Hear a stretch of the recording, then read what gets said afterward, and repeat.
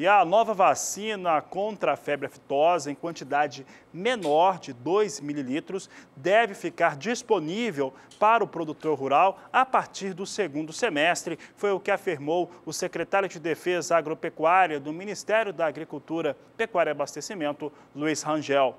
Rangel ainda afirmou que o produtor rural não deve procurar essa vacina agora, ela não está disponível, vai ficar disponível e ela é atestada e garantida pelas avaliações do Ministério da Agricultura. O principal fator dessa mudança no padrão da vacina contra a febre aftosa, uma quantidade menor, é produzir reações alérgicas nos animais menores do que aquelas que são constatadas com a atual vacina. A Embrapa Gado de Corte está constantemente lançando aplicativos para auxiliar os criadores no campo. Hoje a gente vai conhecer uma destas novas tecnologias, é o Pasto Certo. Quem conta pra gente sobre esta novidade é Kaile Rodrigues. Com uma aceitação positiva, o aplicativo gratuito, cujo nome é Pasto Certo, contempla 16 cultivares, sendo 10 de braquiárias e 6 de pânicos.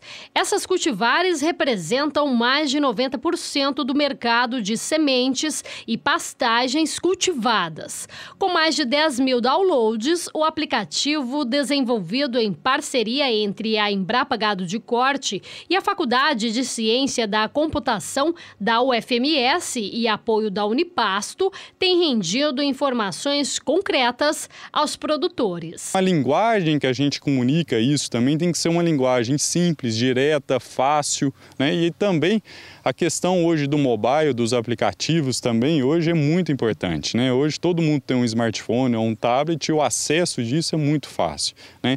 Então daí a motivação de desenvolver um aplicativo que tivesse uma linguagem simples, direta, fácil e que congregasse em um único lugar, num único aplicativo, as principais cultivares forrageiras. Além de auxiliar o produtor na decisão de qual forrageira utilizar, o aplicativo também é offline, o que facilita o dia a dia do produtor rural no campo. Na tela principal do Pasto Certo, cada forrageira é representada por um cartão. Para cada cultivar, são 107 variáveis diferentes, distribuídas em 6 categorias, que são identidade, morfologia, parte agronômica, pastejo animal, sistemas integrados e, por fim, estágio juvenil. Caso o usuário tenha alguma dúvida, basta enviar um e-mail para a equipe do aplicativo. Por conta das exportações de sementes tropicais, principalmente para a América Latina, para o futuro, a ideia é ter o Pasto Certo no sistema iOS e nas versões inglês e espanhol, possibilitando ainda mais interação. A inclusão de outros gêneros forrageiros, né? A versão 1 foi em braquiária e pânico, mas existem outras gramíneas extremamente importantes também e as leguminosas para utilizar em consórcio com gramíneas, né? Então, por exemplo, estilosantes, o amendoim forrageiro, né? O próprio feijão guandu, a gente vai incluir esses outros gêneros, né? E trabalhar em novas funcionalidades, né? A gente está trabalhando em 2 funcionalidades, o aplicativo ele vai começar a interagir com o usuário. Com base no banco de dados do aplicativo, ele vai começar a fazer uma série de perguntas e interagir com o usuário no sentido de auxiliar o produtor e o técnico na parte de assistência técnica. Kaile Rodrigues para o SBA.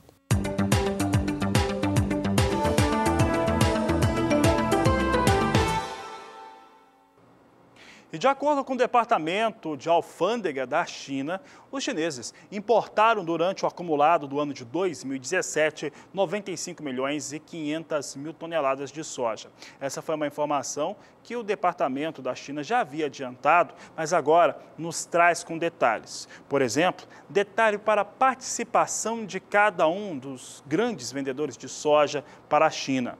Entre eles, Brasil foi o que mais forneceu oleaginosa para aquele país. Foram 50 milhões e 900 mil toneladas. E é o único que cresce nesse cenário que você acompanha conosco agora. Observe na cor azul. A cor azul aqui ela representa crescimento. Quer dizer, então, tivemos crescimento pela compra, né, entrada de soja pela China no ano de 2017 comparado ao ano de 2016. Essa alta foi de 13,84%. No mesmo período, o Brasil vendeu para a China 50 bilhões e 900 mil toneladas. O avanço brasileiro é bem forte, foi de 33,3% de acordo com a alfândega chinesa. Na sequência, você vê já na cor vermelha os Estados Unidos. É vermelho porque os Estados Unidos entregaram na China 32 milhões e 800 mil toneladas de soja, uma queda de 3,85% frente ao ano de 2016. Já a Argentina, também em cor vermelha, ocupa a terceira posição entre os maiores entregadores, fornecedores de soja para a China, ficou com 6 milhões e 580 mil toneladas. Já a Argentina recua bastante. A queda da Argentina é de 17,8% entre 2016 e 2017. Mas o que importa mesmo aqui é o crescimento do Brasil. Forneceu para os chineses 50 milhões e 900 mil toneladas. E se você considerar os dados que foram apresentados pela Secretaria de Comércio Exterior na primeira semana do mês de janeiro do ano de 2018, você vai ver que está muito próximo os valores que foram declarados pelo Brasil e pela China, estão bem ajustados para o ano de 2017, quase a totalidade, foram 65 milhões de toneladas que foram exportadas pelo país, enquanto que mais de 50 milhões tiveram como destino a China. Só que os dados não ficam só sobre a soja em grão e também sobre farelo e óleo de soja. Você acompanha conosco agora os dados em relação ao óleo de soja que os chineses importaram durante o ano de 2017. Houve um aumento na importação de óleo de soja. É importante lembrar que a China compra muita soja para esmagar no seu país, então eles têm uma alta produção de óleo e também de farelo. Em 2017, os chineses importaram 653.430 toneladas, um número que, de acordo com os dados que foram apresentados pela alfândega chinesa, ficam 16,64% superiores comparado ao último ano, o ano de 2016, que foi de 544.700 toneladas. Já para o farelo de soja, houve um forte avanço também. Farelo de soja teve uma importação 238% superior ao ano de 2016, totalizando 61.203 toneladas. O padrão de clima árido para a Argentina continua e o mercado já começa a discutir as possíveis perdas de produtividade devido a esse clima, longe do ideal que se desenhou para a cultura desde a fase inicial de plantio. Com isso, algumas consultorias já têm reduzido a expectativa da safra de soja do país vizinho, entre elas a Ager Resource. Na comparação com o relatório de janeiro e o de novembro, houve uma redução de 3,5 milhões na expectativa de colheita. No mês de novembro, a Ager Resource acreditava que a Argentina colheria 55,5 milhões de toneladas de soja. Agora, em janeiro, reduziu para 52 milhões esta projeção. Este é um dos principais motivos, Fabiano, de alta na Bolsa de Chicago, não é isso? É sim, Juliana, vamos saber como é que vem Chicago neste momento. Soja em Chicago, que nesta última quarta-feira vinha em elevação, nesta quinta-feira mantém os dados acima. Portanto, vai subindo soja em Chicago. Você vê aqui a marca de 10 dólares superada nas posições de julho, agosto e setembro. A posição de maio ganha pouco mais de 4 centes de dólar, vem a 9 dólares 96 centes o bushel. Julho, a 10 dólares 8 centes o bushel, também ganhando 4 centes. Agosto, 10 dólares 19 centes por bushel, 4 centes também de alta para essa posição, enquanto que setembro é negociada 10 dólares 13 centes por bushel, ganhando hoje cerca de 2 centes de dólar. Portanto, temos elevação para os negócios com soja na Bolsa de Chicago.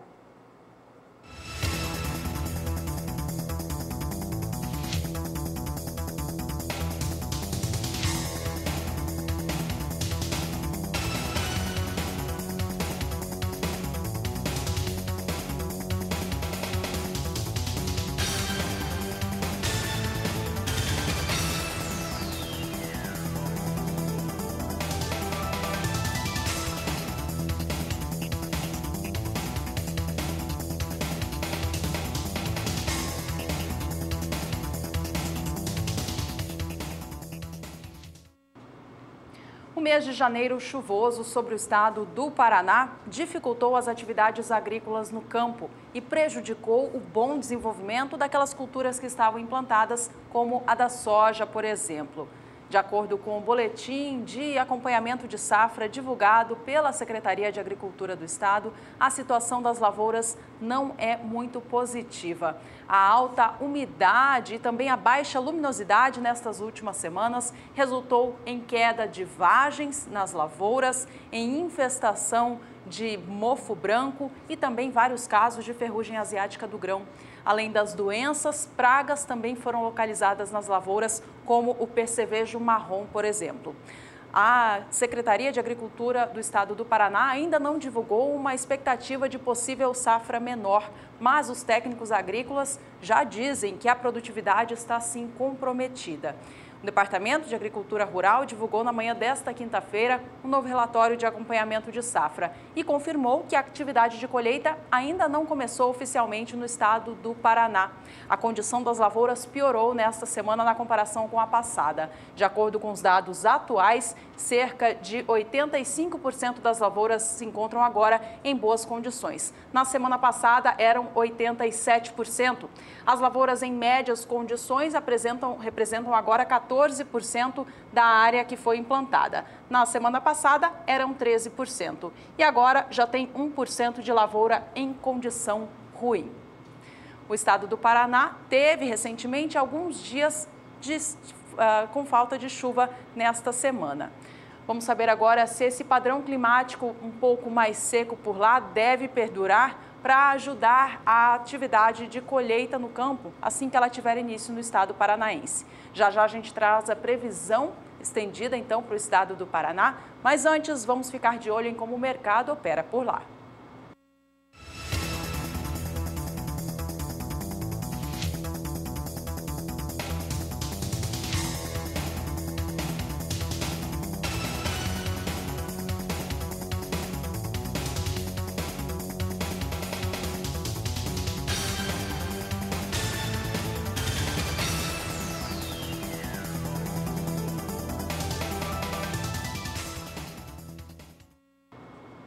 Enquanto alguns estados, como o Paraná, sofrem com excesso de chuva, outros têm falta dela em alguns períodos. Como o estado do Rio Grande do Sul, por exemplo, que sofreu com falta de umidade nesta reta final de 2017 e início de 2018.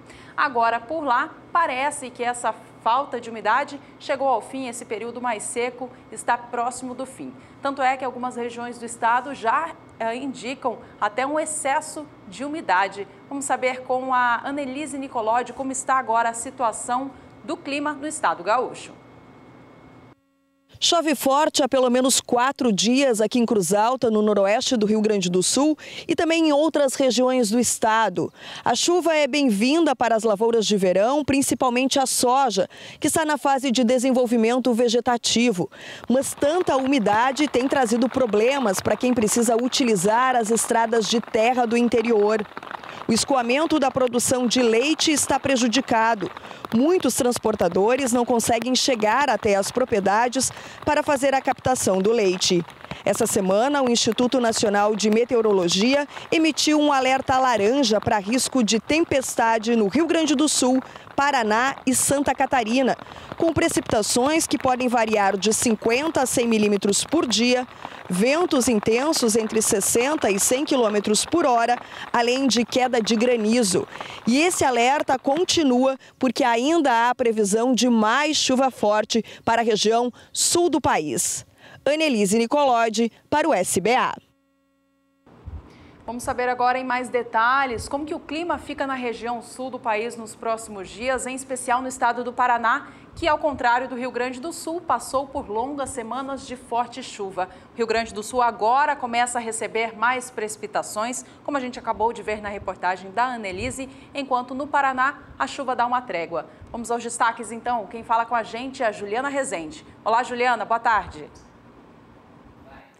Boa tarde a todos que nos assistem mais uma vez. Ainda tivemos muita chuva sobre o estado do Paraná por conta da formação constante de sistemas próximo ao estado. A gente até vê agora uma área de baixa pressão que se formou entre o Paraguai e a Argentina, mas que acabou migrando mais em direção ao Mato Grosso do Sul. Só que mesmo assim ainda deixou instabilidades em direção ao estado.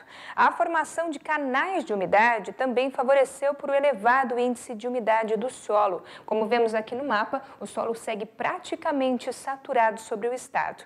Quem está fazendo a colheita da soja acabou então tendo muitos problemas por conta das chuvas frequentes e ao longo desses próximos dias já teremos algumas janelas ao longo do dia. Só que a chuva deve vir principalmente para o final da tarde, portanto as atividades de campo têm que ser exercidas principalmente durante a manhã e início da tarde. Agora ao longo do próximo período, aqui que vai do dia 31 ao dia 4 de fevereiro, aí as chuvas já voltam a perder um pouco mais de intensidade, chuvas mal distribuídas e com acumulados que mal devem passar até dos 4, 5 milímetros. Na próxima semana mesmo a condição ainda deve continuar, do dia 5 ao dia 9 de fevereiro, a chuva só deve ganhar um pouco mais de força mesmo, nessas áreas de divisa com o estado de São Paulo, aonde a colheita da soja ainda pode ser um pouco mais atrasada. Já nas demais áreas, ainda vamos ter previsão de instabilidades, porém essa chuva segue mal distribuída. O grande problema com o atraso da colheita da soja é o início do plantio do milho. As pessoas que resolverem plantar o milho a partir de março devem ficar atentas, pois infelizmente o risco para geadas ainda pode aumentar.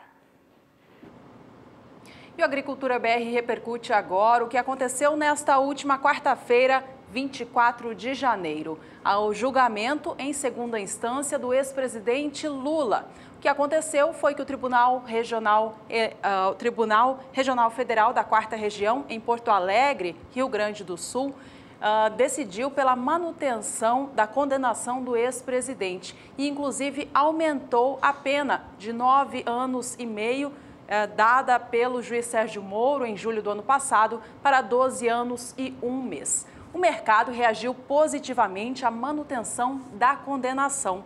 A Bolsa de Valores de São Paulo disparou e alcançou o valor recorde superior a 83 mil pontos. E enquanto isso, a cotação do dólar comercial despencou, caiu em apenas um dia 2,44%, o equivalente a cerca de 8 centavos. O fechamento desta última quarta-feira foi o menor desde o dia 13 de outubro. A gente relembra com vocês de casa agora o fechamento do dólar comercial neste período e a gente vai ver que ele oscilou entre os 3,20 e 3,30 na maior parte do tempo. Lá atrás, no dia 13 de outubro, a cotação encerrava aos R$ 3,14.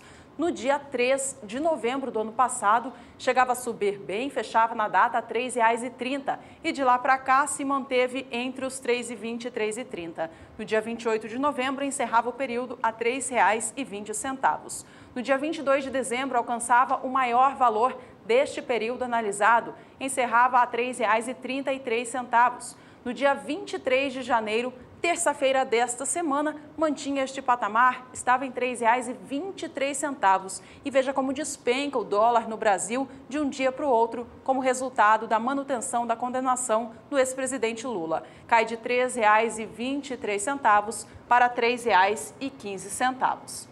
A gente acompanha como o mercado vem operando na manhã desta quinta-feira, um dia depois do julgamento na segunda instância do ex-presidente Lula. A moeda norte-americana opera aos R$ 3,15, com leve retração de 0,28%.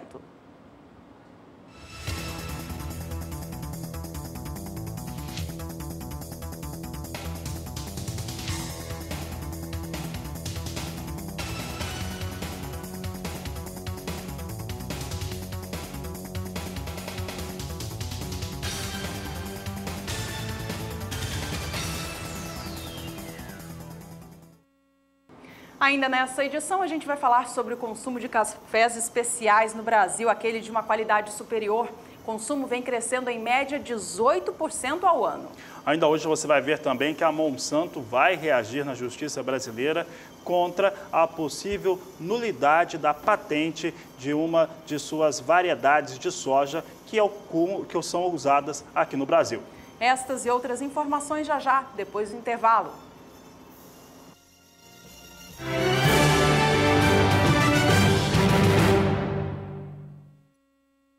E a Graziela Gonçalves volta ao Agricultura BR agora para falar a respeito de como que fica a previsão do tempo em uma das novas fronteiras agrícolas do país, a do Mato Piba. Veja.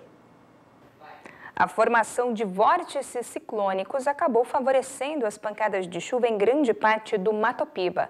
Vemos, inclusive, aqui nesse mapa que ainda não tem muita instabilidade no estado da Bahia. A chuva por lá foi mais mal distribuída e acabou desfavorecendo um pouco algumas lavouras de soja. Só que já ao longo desses próximos dias, a expectativa é que a chuva volte a ganhar mais intensidade, inclusive no oeste baiano, o acumulado pode até passar dos 50 milímetros. Já nas áreas mais centrais do estado da Bahia, essa chuva segue um pouco mais mal distribuída e os acumulados não serão tão elevados. Mas mesmo assim, isso vem favorecendo bastante as lavouras e deve melhorar um pouco mais a situação do solo. Já nas demais áreas, a chuva também continua. Aqui no estado do Tocantins, o acumulado pode chegar até os 70 milímetros, porém já no próximo período, que vai do dia 31 ao dia 4 de fevereiro, a formação de um canal de umidade que segue até o sudeste e acaba desviando a umidade da região, e é por isso que a chuva diminui. Ainda teremos acumulados em torno dos 30 milímetros na metade sul do estado do Tocantins, mas nas demais áreas os acumulados mal devem passar dos 15 milímetros. Essa situação deve perdurar, inclusive, até o dia 9 de fevereiro. É só o estado do Tocantins que volta a ter chuvas mais frequentes, com acumulados que chegam até os 50 milímetros. Já nas demais áreas aqui do Nordeste, o sol volta a aparecer e a chuva segue mais isolada. Daqui a pouco eu volto com mais previsão do tempo.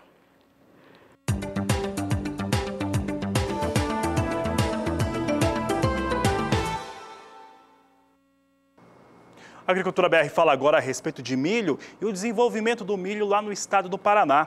Isso porque o Departamento Rural de Agricultura da Secretaria do Estado divulgou seus dados nesta quinta-feira e mostra que vem em boas condições o milho por lá. Entretanto, entre a semana encerrada no último dia 18 de janeiro e essa encerrada no dia 25, houve queda de 1 ponto percentual na qualidade das lavouras de milho primeira safra no Paraná.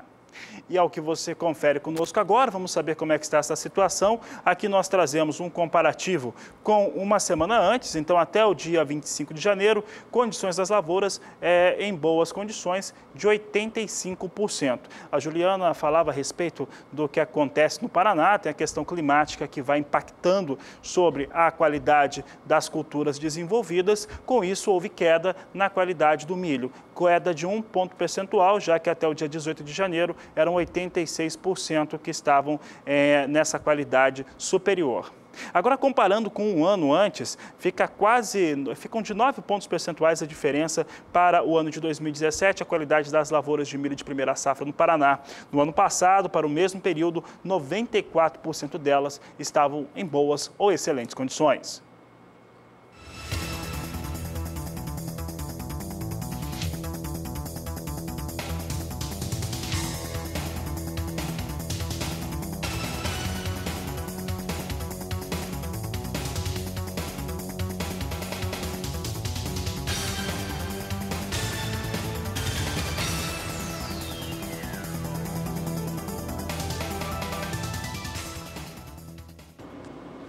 É hora de acompanhar o mercado do milho no Brasil. O destaque da vez é a região Centro-Oeste, o que aconteceu em cada um dos estados produtores nos últimos 60 dias. Olha, há uma diferença bem grande entre cada um dos estados. Goiás, por exemplo, apresenta estabilidade no valor na comparação com o valor atual e o de 60 dias atrás.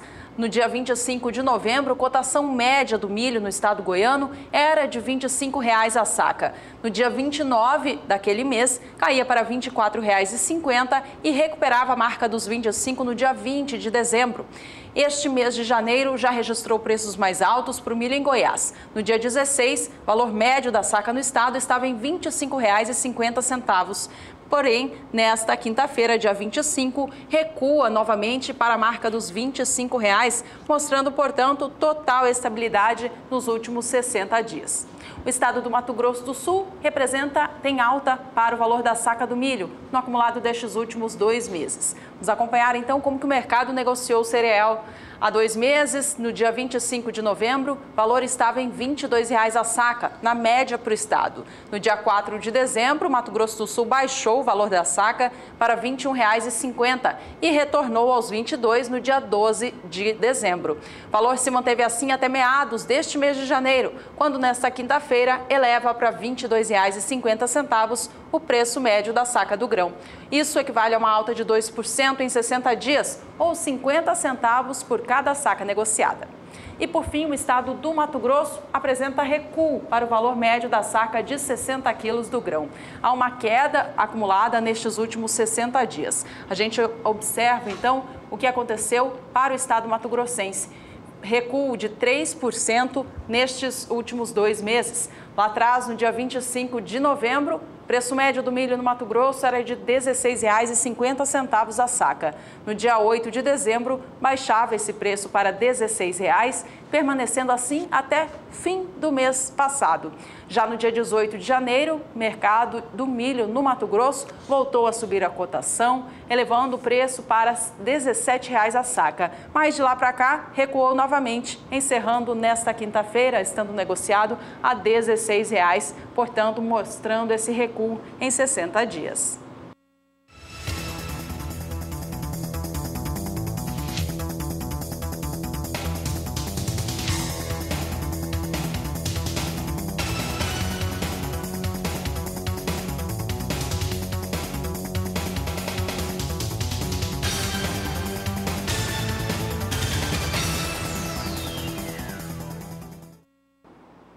De acordo com o Departamento de Alfândega da China, os chineses, durante o ano de 2017, importaram 2.820.000 toneladas de milho. Esse número é quase 11% inferior ao registrado em 2016. Um fator importante para quem acompanha o mercado, pode ter esquecido, é que a China é um dos maiores produtores de milho do mundo. Ela não é um grande produtor comercial, ou seja, ela produz para o próprio consumo interno. Então, considerando números absolutos, a China seria o segundo maior produtor de milho de todo o mundo. Vamos saber então como é que foram essas importações de milho da China. Ficou abaixo de 3 milhões de toneladas, portanto, abaixo também do que foi registrado em 2016. 2017, de acordo com o Departamento da China, foram 2.820.000 toneladas. Em 2016, 3.120.000 toneladas. Os dados de registro para o ano de 2017 ficam 10,7% menores do que no ano de 2016.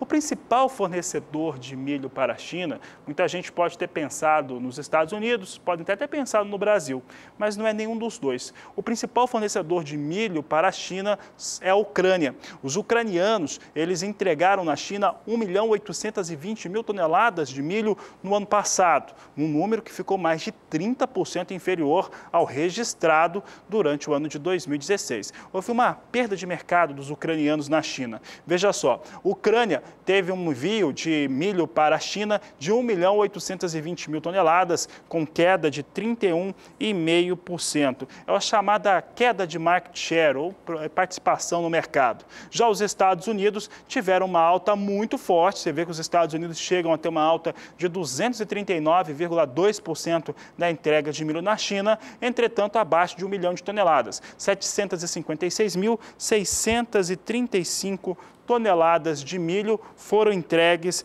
para o mercado chinês por parte dos norte-americanos, mostrando um pouco aí como é que está esse cenário de aquisições da China em relação ao milho. Eu achei que era ajuda.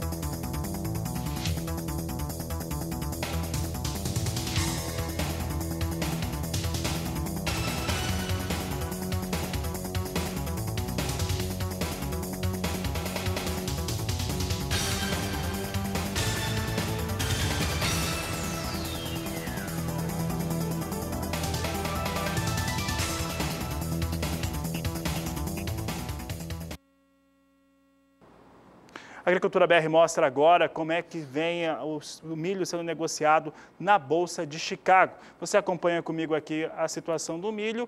Milho em Chicago hoje vem operando próximo à estabilidade, mas com algum ganho. Posição de março, 3 dólares e 57 centes o bushel. Maio, 3 dólares e 65 centes o bushel. Julho, 3 dólares e 73 centes por bushel. Setembro, 3 dólares e 81 centes por bushel, valores próximos à estabilidade, mas vindo com elevação nesta quinta-feira para o milho negociado na Bolsa norte-americana.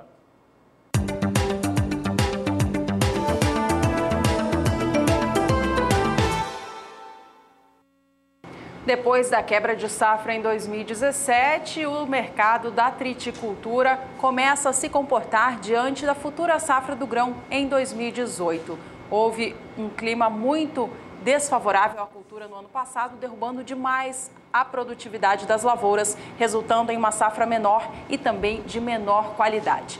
Para este ano novo, já existe alguma projeção de recuperação. O IBGE, por exemplo, estima que a recuperação no volume produzido seja em torno de 15%.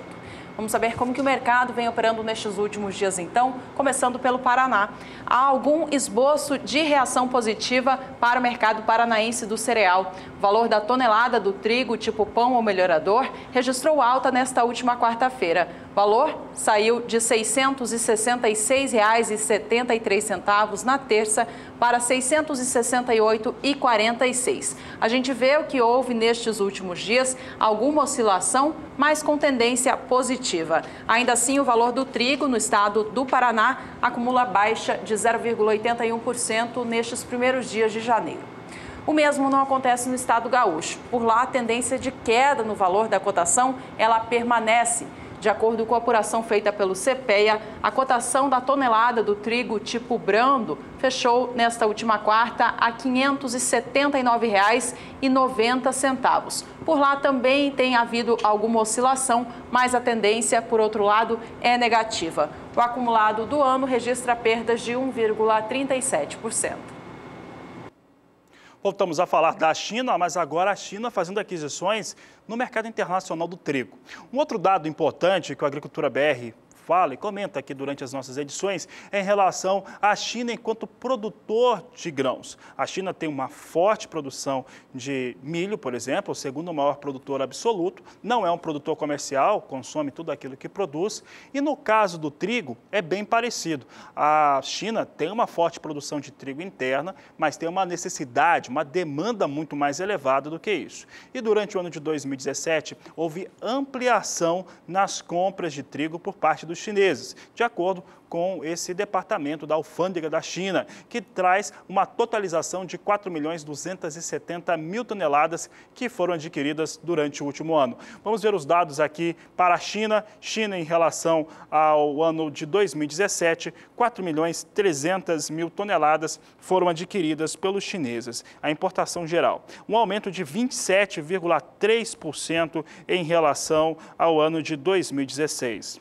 Você vê aqui como o maior exportador ou o maior vendedor de trigo para a China, a Austrália. A Austrália tem a primeira posição no fornecimento com 1.900.000 toneladas. A Austrália teve forte aumento de 2016 para 2017, 38,6% de elevação entre 2016 e 2017. Já os Estados Unidos, 1.550.000 toneladas. Teve um avanço ainda maior, os norte-americanos. O avanço dos norte-americanos chegou a 80,3% entre 2016 e 2017. Portanto, China comprando mais, quase 4.300.000 toneladas de trigo no ano passado.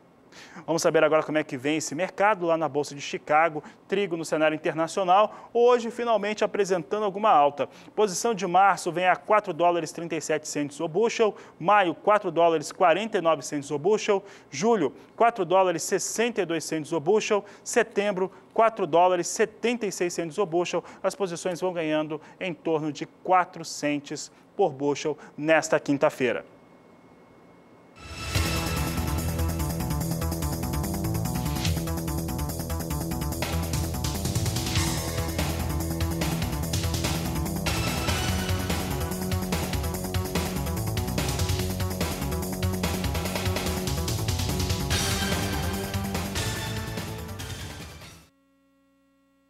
Veja ainda nesta edição como estão os resultados parciais da colheita do feijão no Paraná. Aproveite para entrar em contato conosco. Você pode entrar em contato pelo Facebook, pelo Twitter, pelo e-mail e pelo WhatsApp, o 679-9656-2266. Nós voltamos em instantes.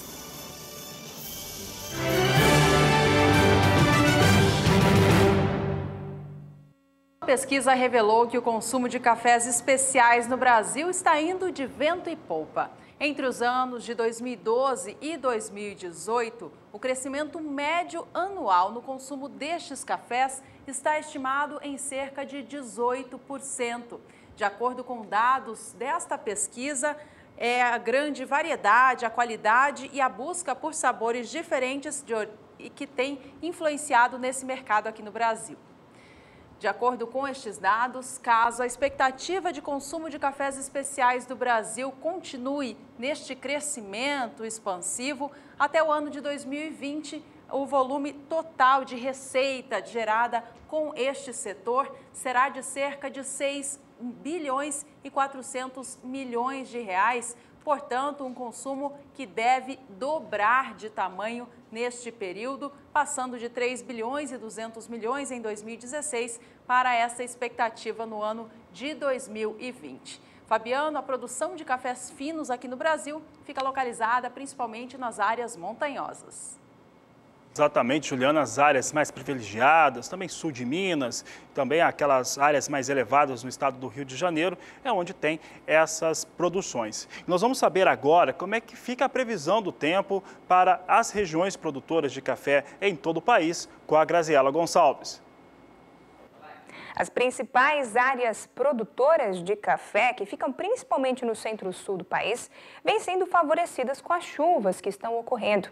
Inclusive, o índice de umidade do solo ainda segue mais elevado em grande parte do estado de São Paulo, sul de Minas Gerais e também estado do Paraná. Já o estado do Espírito Santo e o norte mineiro receberam chuvas mal distribuídas e com baixos volumes acumulados. E é por isso que, infelizmente, por lá, a umidade do solo segue mais baixa. Só que já ao longo desses próximos dias, a expectativa é que aos poucos a chuva comece a retornar para grande parte do estado de Minas, inclusive para as áreas mais ao norte, onde o acumulado pode até chegar aos 50 milímetros. Já infelizmente o Espírito Santo ainda não recebe grande volume de chuva, em torno aí dos 5 milímetros, mas as áreas produtoras de São Paulo e norte do estado do Paraná também devem receber acumulados que ficam em torno dos 50 milímetros. Mas é já para a próxima semana, aqui que vai do dia 31 até o dia 4 de fevereiro, que a chuva volta a ganhar mais força entre o Espírito Santo e norte de Minas Gerais.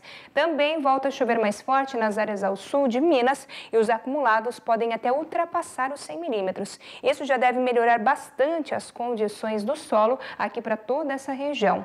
De uma maneira geral, a chuva até perde um pouco mais de intensidade nas demais áreas produtoras, mas a gente vê que mesmo assim a umidade do solo não deve baixar, mesmo porque teremos ainda chuva ao longo desses próximos dias. Teremos aqui do dia 5 ao dia 9 de fevereiro o canal de umidade voltando a favorecer aqui toda essa região, mas a chuva já volta a diminuir um pouco mais entre o norte de Minas e o Espírito Santo, com acumulados que voltam a ficar em torno dos 5 até os 15 milímetros. Daqui a pouco eu volto com mais previsão do tempo. A comercialização do café está lenta no Brasil. No estado do Paraná não é diferente. Os dados da Secretaria de Agricultura do estado comprovam o ritmo mais lento de vendas este ano na comparação com os anos anteriores. Até a data atual, dia 25 de janeiro de 2018, contabilizando os dados até o dia 22, cerca de 78% da safra atual já foi comercializada. Nesta mesma época do ano passado, 90% da safra havia sido negociada, considerando, no entanto, a safra 2016-17. Já no ano de 2016, a comercialização estava em 82%, mostrando, portanto, que os números desta safra seguem menos aquecidos.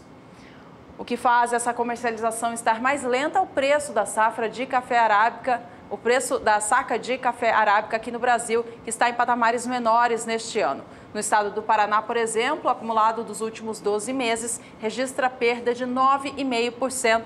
No dia 25 de janeiro de 2017, o estado do Paraná negociava a saca de 60 quilos do grão a R$ 473,27. Já na data atual, 25 de janeiro de 2018, esse preço vem bem menor, a R$ 428,41 a saca. O estado de São Paulo, outro de referência de negociação para o valor do arábica aqui no Brasil, tem mostrado nos últimos dias um recuo naquela queda forte que a gente vinha observando nas últimas semanas. O preço da saca de café arábica ainda continua registrando baixas, mas elas diminuíram de intensidade, veja só. No acumulado do dia 18 de janeiro até esta última quarta-feira, 24 do mês, o valor da saca se manteve dentro da casa dos R$ 443 na maioria dos dias, com exceção do dia 22 de janeiro, segunda-feira desta semana, quando chegou a passar dos R$ 445 a saca. De lá para cá, retornou aos 446, fechando assim também nesta última quarta-feira. Apesar da leve oscilação agora para cima, alguma estabilidade, ainda assim 2018 tem sido negativo para o valor da saca aqui no Brasil.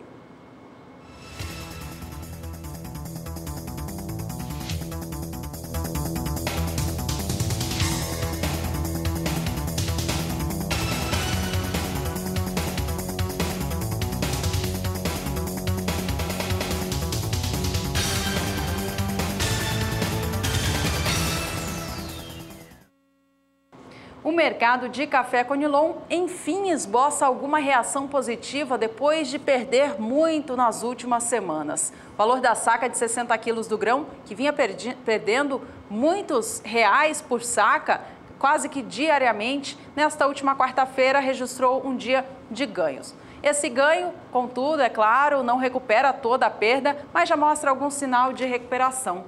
O valor da saca de 60 quilos do grão, tipo 6, peneira 13 acima, saiu de R$ 316,48 na terça, dia 23, para encerrar o dia a R$ 317,10 nesta última quarta-feira.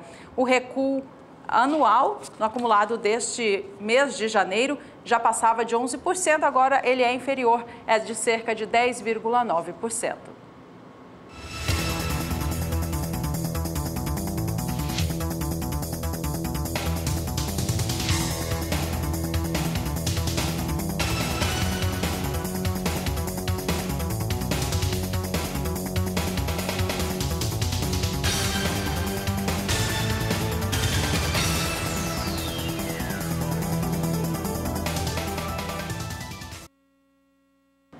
E a seguir no Agricultura BR, você vai ver que a Monsanto vai defender a patente da semente intacta no Brasil. E ainda no próximo bloco, informações sobre a safra de feijão, tanto no Rio Grande do Sul quanto no Paraná. A colheita já começou e indica perda de qualidade. Fique conosco, voltamos já.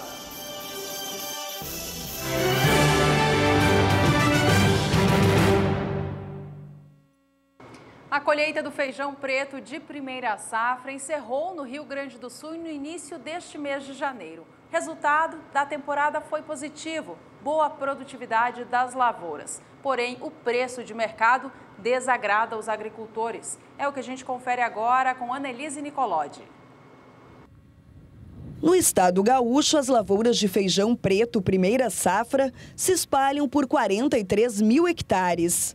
No geral, a produtividade média está dentro das expectativas, entre 25 e 30 sacas por hectare. Mas a Emater não diferencia as áreas de sequeiro e irrigado. Por isso, o volume de produção varia bastante. Essa safra não foi das melhores para o produtor rural Eduardo Braga, de Cruz Alta, no noroeste do Rio Grande do Sul. Os 100 hectares de feijão cultivados em pivô não se desenvolveram bem. O clima e a dificuldade para controlar algumas plantas invasoras fizeram a produção reduzir consideravelmente. Ele está um pouco abaixo do que a gente esperava, né? Porque tivemos problema climático que afetou um pouco o desenvolvimento da cultura e está, vamos dizer assim, dando um 20% abaixo do que a gente esperava. O que também não tem deixado os produtores muito otimistas é o preço pago pelo feijão preto. Cerca de R$ 110 a saca de 60 quilos. Um valor bem abaixo se comparado com o mesmo período do ano passado. O preço a gente, quando plantou, estava 150, hoje está em torno de R$110.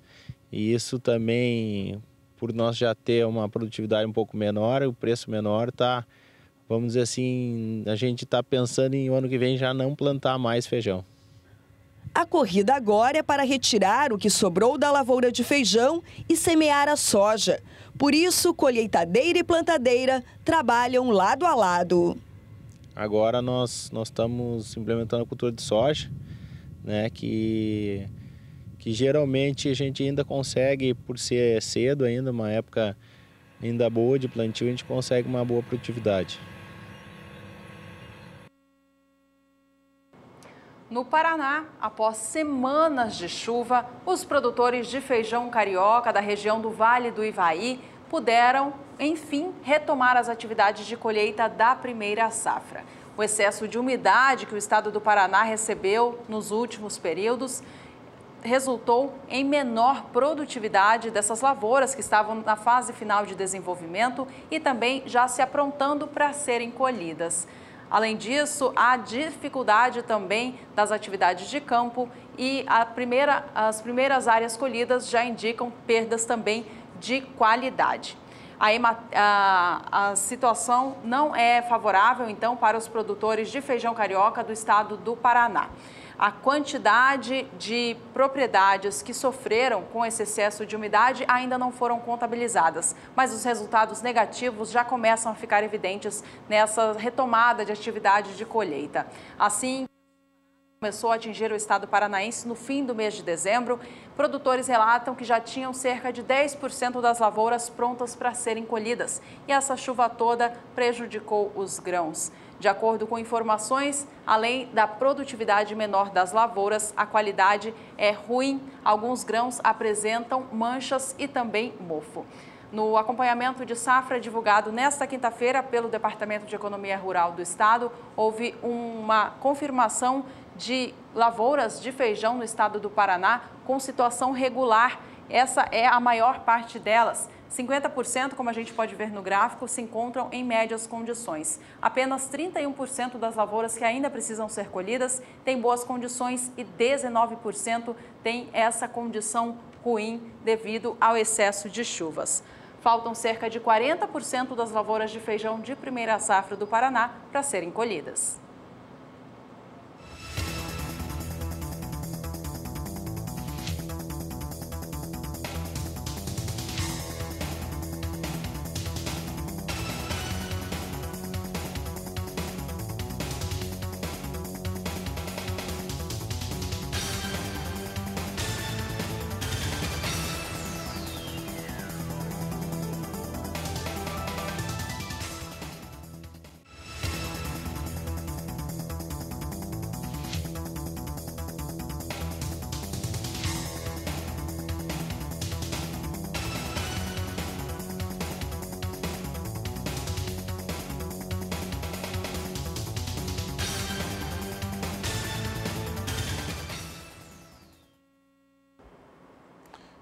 E a FC Stone está ampliando a sua área de atuação no Brasil e deve ampliar para mercados de opções, de ações, aluguéis, entre outros fatores. A FC Stone, que atua no Brasil, principalmente voltada para commodities agrícolas, trazendo não apenas negociações, mas também fatores como levantamentos em relação ao que acontece com a safra brasileira, deve realmente ampliar esse leque.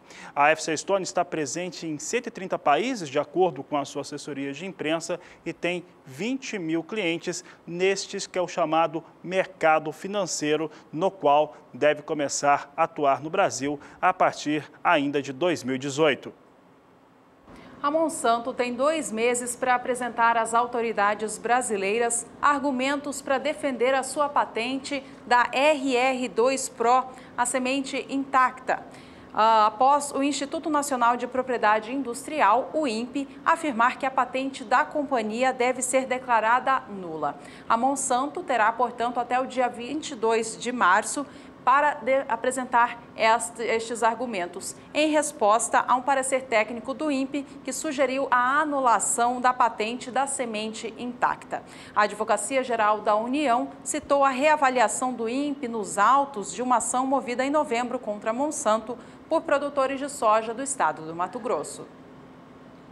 E olha que notícia interessante. A famosa cafeteria Starbucks vai ampliar o seu campo de trabalho nos Estados Unidos, ofertando 8.000 novos postos de emprego entre os fixos e também temporários. Um outro dado interessante é que na sua área fabril, a área industrial, serão abertos 500 postos de trabalho.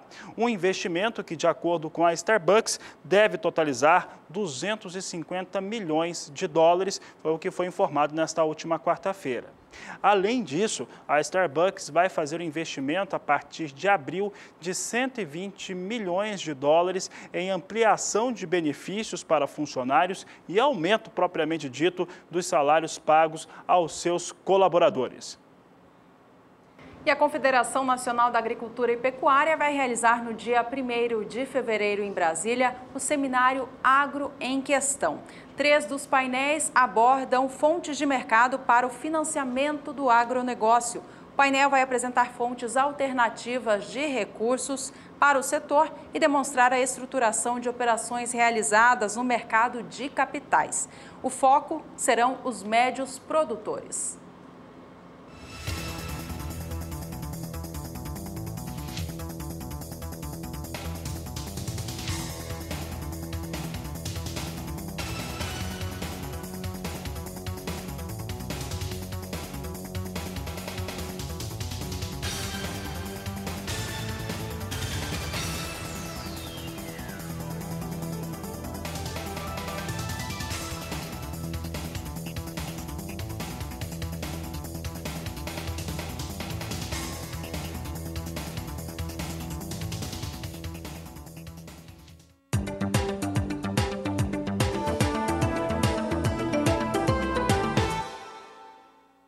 As exportações brasileiras de melancia têm apresentado um bom ritmo nesta nova safra 17-18, seguindo o mesmo comportamento positivo do mercado observado na temporada passada.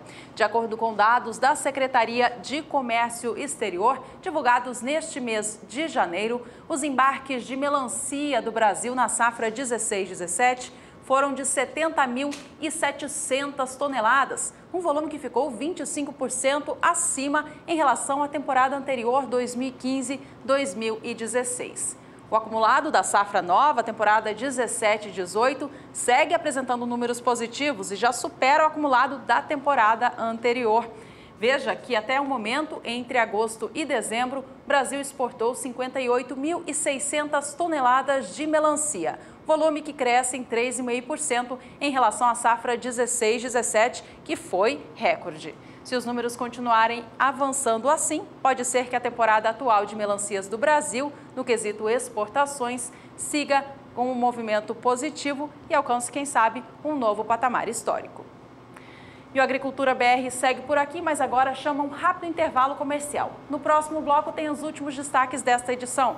Bom, você pode ainda entrar em contato conosco, você participa através do 679-9656-2266, é o número do nosso WhatsApp. Nós voltamos já.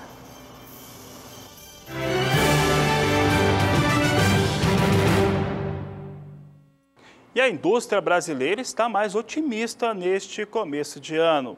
É o que mostra o último levantamento da CNI, a Confederação Nacional da Indústria, que traz dados de como que o empresariado tem visto a situação atual do país frente às suas atividades econômicas, que inclusive tem melhorado nos últimos levantamentos. A reportagem é de Odacil Canepa.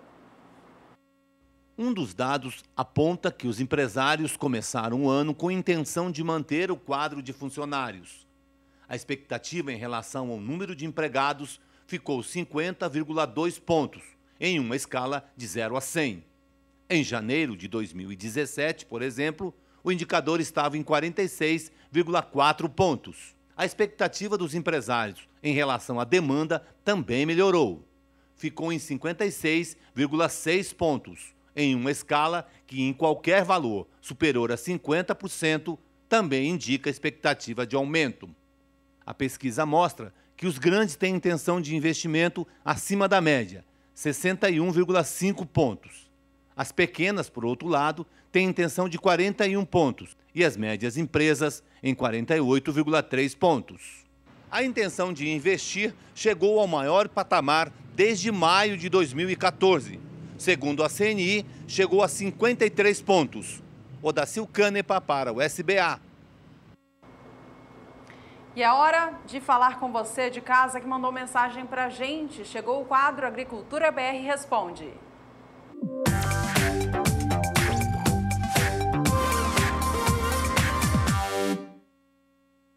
Vamos saber quem está participando do programa conosco. É lá do estado do Ceará, a Juliana, e é do famoso Cariri, é o Cláudio Nascimento. E ele pergunta bem direto aqui, como vão ficar as chuvas na minha região nos próximos meses. Cláudio perguntando, quem responde para nós é a Graziela Gonçalves. Agora vamos responder a pergunta do Cláudio Nascimento, que está em Cariri, lá no Ceará, que quer saber como é que fica o tempo ao longo desses próximos dias. Olha, por enquanto, a gente vê aqui na imagem de satélite que tem até um pouquinho mais de nebulosidade sobre o estado. Ainda não tem chuvas aí favorecendo agora a umidade do solo sobre a região, mesmo porque a posição do centro do vórtice está mais aqui para o interior e centro-norte do Nordeste. Por isso que a chuva não vem se desenvolvendo tanto por lá.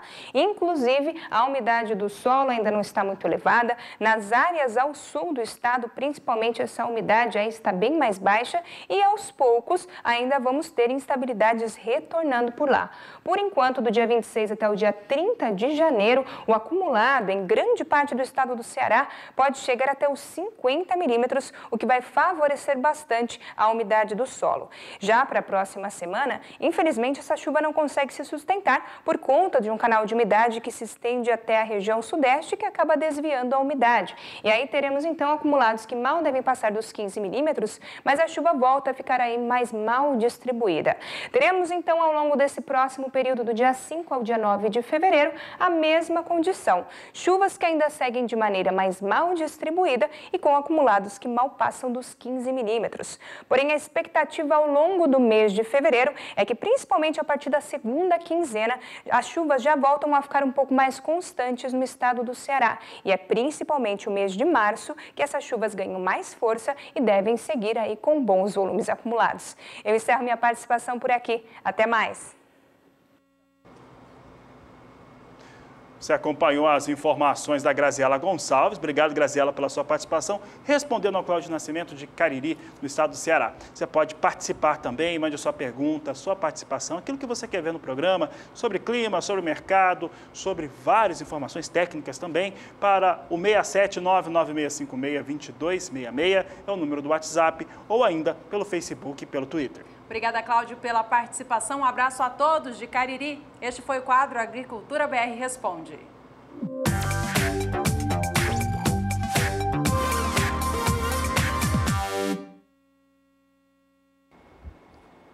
A Agricultura BR fala agora sobre soja e vamos falar um pouco a respeito de como que vem os valores para o mercado físico nacional. Temos acompanhado nos últimos dias, nos últimos 7 pregões já, podemos calcular 7 sessões da Bolsa de Chicago, movimentação de alta para o mercado futuro. Chicago acaba trazendo uma forte influência, determina muitos valores para a soja comercializada no mercado brasileiro, somado ao dólar. Dólar que, com toda aquela movimentação em relação à manutenção da sentença sobre o ex-presidente Lula, acabou cedendo e cedendo bastante, acabou trazendo também impacto sobre os negócios. Vamos saber como é que vem os valores da soja. É o mercado físico brasileiro. Você tem aqui a soja no estado do Mato Grosso e a movimentação dela nos últimos 15 dias. No último dia 10 de janeiro, a soja em Mato Grosso, valor médio para todo o estado, estava em R$ 59,00 a saca de 60 quilos. Já no dia 14,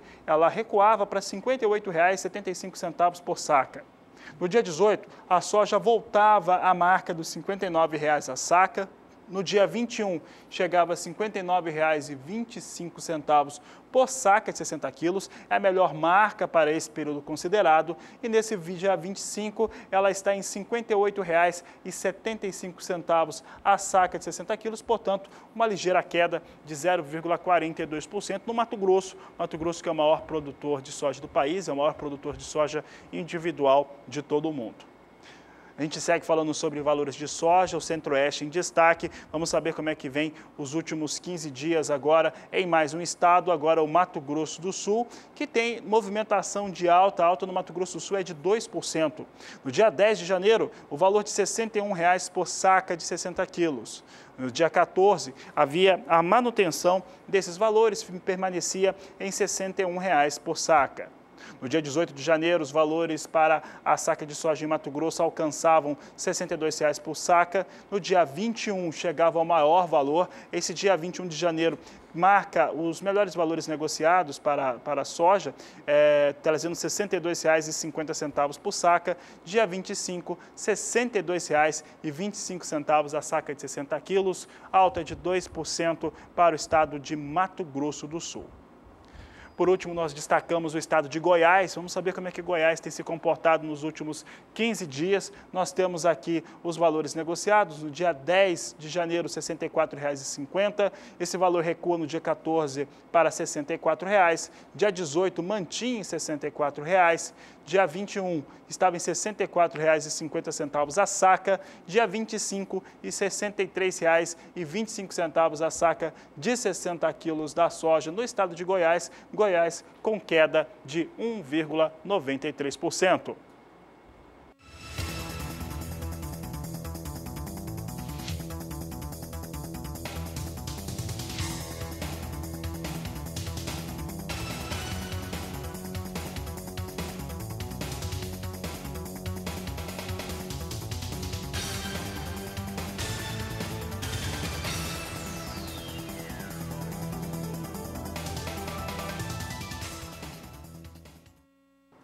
E esse ano de 2018 é marcado por grandes feiras, como sempre acontece, mas inovações também. E Campo Grande, Mato Grosso do Sul, vai ter uma grande feira, uma feira técnica voltada principalmente para a integração lavoura e pecuária. E que terá cobertura completa do Canal do Boi, principalmente aqui pelo programa Agricultura BR. No próximo dia 23 de fevereiro vai haver um evento, um debate importante, na qual nós vamos falar sobre integração, falar sobre a participação da mulher no agronegócio nacional, entre outros temas, e o Agricultura BR será feito do ambiente onde vai acontecer essa feira. Nesta semana, os organizadores da feira estiveram em Brasília para conversar com os representantes da SUDECO, a Superintendência do Desenvolvimento da região centro-oeste do país, Banco do Brasil e também FCO. O jornalista Odacil Canepa acompanhou essas visitas. A parceria com a SUDECO vai ajudar no desenvolvimento de projetos voltados ao agronegócio em Mato Grosso do Sul.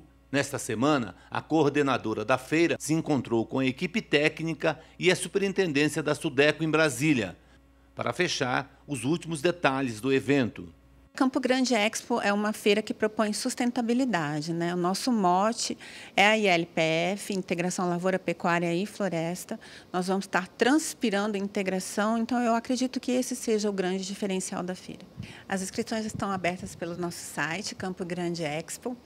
E nós vamos estar trabalhando com 2 pré-eventos, né? O primeiro, dia 23 de fevereiro, que será um dia de campo, no qual, inclusive, a SUDECO estará presente palestrando. Nós teremos também um outro pré-evento em maio, e a feira acontece de 16 a 20 de julho. Um dos eventos da Campo Grande Expo 2018 vai acontecer já em fevereiro. É o chamado Dia de Negócios. Olha, esse pré-evento que será realizado no dia 23 de fevereiro, na feira, é um evento que a SUDECO estará presente, esclarecendo aos produtores e empresários sobre os fundos constitucionais, sobre taxa de juros, carências e como tomar esse recurso junto à instituição financeira que hoje, no Mato Grosso do Sul, tem o Banco do Brasil, tem o Sicob, Sicredi e o BRDR. Então, a expectativa da SUDECO é que com a participação da SUDECO nesse evento, que nós possamos contribuir para os empresários, o pequeno, médio, grande empresário da região do Mato Grosso do Sul. Em nome da SUDECO, da Superintendência de Desenvolvimento Centro-Oeste, gostaria de convidá-los, senhores produtores e empresários, a participarem dessa palestra, onde, como disse antes, esclareceremos as dúvidas existentes com relação à tomada desse financiamento junto ao operador financeiro, que são os bancos. A Campo Grande Expo 2018 vai ocupar uma área de 34 hectares para 90 estandes, onde vão funcionar rodadas de negócios, área gourmet, espaço para leilões e outras atividades voltadas para o agronegócio. A Campo Grande Expo 2018 acontece em julho. Odacil Canepa para o SBA. A infraestrutura e a logística para escoar a safra brasileira de grãos é um dos principais desafios do setor. No Rio Grande do Sul, o custo para levar o grão colhido da lavoura até os armazéns e depois até os portos é extremamente alto. É o que a gente vai acompanhar agora com Annelise Nicolodi. Nos últimos anos, os agricultores brasileiros foram capazes de aumentar a produtividade das lavouras nas principais regiões produtoras. Mas esse crescimento também evidencia um grande problema enfrentado da porteira para fora. Os grãos que saem do campo percorrem um caminho de pedras para chegar até os principais portos exportadores. Hoje nós temos um custo de logística muito alto. Isso, inclusive, vamos analisar começando antes do plantio. Vamos analisar nível de porto. Chega os navios no porto de Rio Grande, não consegue descarregar devido ao calado nosso hoje está muito baixo. Tem recurso para isso aí, não está ocorrendo uma liberação por parte do IBAMA. Isso aí, quem começa sendo onerado? O produtor. Os navios ficam parados, essa matéria-prima encarece para nós até chegar na nossa propriedade. Também nós temos outro problema, as estradas tão ruins, tão precárias, quebra pneu, manutenção de caminhões, isso tudo é repassado para o porto, né? Isso até chegar então na nossa lavoura tem um custo elevado, que seria antes da formação da lavoura. A matriz de transporte brasileira é predominantemente rodoviária. Isso não é novidade, mas o custo logístico de deslocar a produção por centenas de quilômetros de estradas, muitas vezes em péssimas condições, é quase inviável.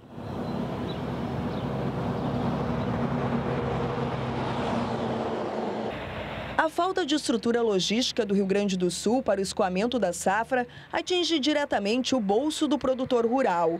Um levantamento realizado pela Assessoria Econômica do Sistema Farsul aponta que, em média, o frete de grãos até o Porto de Rio Grande teve um reajuste de 26%, comparando o mês de março de 2016 com 2017. Foram considerados 4 municípios do Rio Grande do Sul: Cruz Alta, Passo Fundo, Santa Rosa e Santo Ângelo, que em média registravam um valor de R$ 63,25 por tonelada no ano passado. Neste ano, o valor chegou a R$ 80. A situação se torna ainda mais grave com o atual momento dos preços pagos aos produtores, que estão em queda, como lembra o economista-chefe do Sistema Farsul, Antônio da Luz. Porque quando nós vamos comprar fertilizantes, máquinas, peças, químicos, esses produtos precisam chegar até a propriedade. E tem frete. Se aumenta o preço do combustível, aumenta o preço do frete. Onde é que vai parar esse aumento? No preço do produto que os produtores compram. Então, o aumento do custo de produção é maior ainda.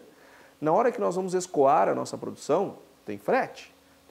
O preço dos grãos é o preço no porto ou no comprador, menos o custo de se levar até lá. Quanto maior o custo do transporte, menor é o preço na praça produtora. Então, no momento que aumenta o preço do diesel, aumenta o preço do frete, diminui o preço na praça produtora. O produtor, então, vai gastar, para produzir, ele vai pagar mais caro os seus insumos e vai perder em preço para escoar a sua safra depois. Quando a gente junta o impacto direto e este indireto, 35% da meta de arrecadação do governo vai sair do agronegócio, vai sair da agricultura. O governo gaúcho tem uma responsabilidade enorme quando o assunto é as condições das nossas estradas. Há muito trabalho a ser feito, mas as limitações financeiras também são grandes. O escoamento sempre é um problema, uma dificuldade. A safra vem aumentando ano após ano e as formas de escoamento elas acabam não crescendo na mesma proporção e muitas vezes não estando em condições adequadas, né? E isso acaba prejudicando, aumenta o custo, mas o Estado tem feito um grande esforço dentro das limitações e das condições que o Estado apresenta. É um trabalho que deve ser continuado, né, que precisa ser ampliado, melhorado, e esse é o grande desafio que nós todos temos, enquanto poder público, né, de propiciar, né, de possibilitar essas melhores condições aí, tanto para o escoamento como também para a produção agropecuária do Estado. Todos concordam que grande parte da produtividade do agronegócio brasileiro, resultado de pesquisas e investimentos do produtor, se perde no trajeto da fazenda até o porto. São mais de 1.500 quilômetros em trechos terrestres. Um estudo feito pela Confederação Nacional da Agricultura mostra que 1/3 da produtividade do campo é gasto com logística. O governo deveria fazer parcerias com empresas de pedágio, essas que administram as rodovias, mas um custo acessível tanto ao usuário de automóveis como o transportador, ter um preço diferenciado. Porque se o governo não tem condições de fazer a manutenção da rodovia, ele abra essa manutenção a terceiros e faça pedágios, mas não com esses preços que estão sendo praticados hoje no Brasil. Eu acho que a curto prazo seria a solução. Os modais mais recomendados, como o ferroviário e o hidroviário, são pouco usados. O nosso maior problema é que as ferrovias estão muito ultrapassadas aqui no Brasil. A nossa bitola do trem é uma bitola estreita, ele desenvolve uma baixa velocidade, as locomotivas são muito antigas, os vagões são antigos, então ele tem uma velocidade muito lenta e demora praticamente uma semana para chegar a Rio Grande, o trem que sai aqui de Cruz Alta. Eles têm capacidade mais elevada, são menos poluentes e têm custos muito menores. Uma única embarcação transporta 5.000 toneladas, o suficiente para retirar 100 caminhões das estradas. Mas, por enquanto, isso parece só um sonho bem difícil de ser realizado. A reportagem da Annelise Nicolodi mostra a situação, um diagnóstico sobre a logística no país, um problema que é enfrentado pelo agronegócio e também os demais setores produtivos do país. Bom, e a gente está na reta final desta edição. Vamos conferir mais uma vez como opera a soja na Bolsa de Chicago nesta quinta-feira. No início da edição, a gente mostrava que ela subia e a alta continua. Posição de março vem a $9,98 por bushel, subindo mais de 5 centes de dólar neste momento. Maio vem para $10,09 por bushel, subindo também de maneira expressiva nesta quinta-feira. Julho opera $10,18 por bushel e a posição de agosto de 2018 já aos $10,20 por bushel. Um dos principais motivos da elevação da soja no cenário internacional tem a ver com o padrão climático, Fabiano, na Argentina, que segue muito seco. Tá certo, Juliana. Bom, você vai ter mais informações durante o dia de hoje aqui pelo Canal do Boi, na terceira edição do Agricultura BR, que começa às 17h20. Esta edição fica por aqui. Obrigada pela companhia e até a próxima. Este é o Agricultura BR. A inteligência e a transparência do agronegócio sempre com você. A todos uma ótima tarde e até mais.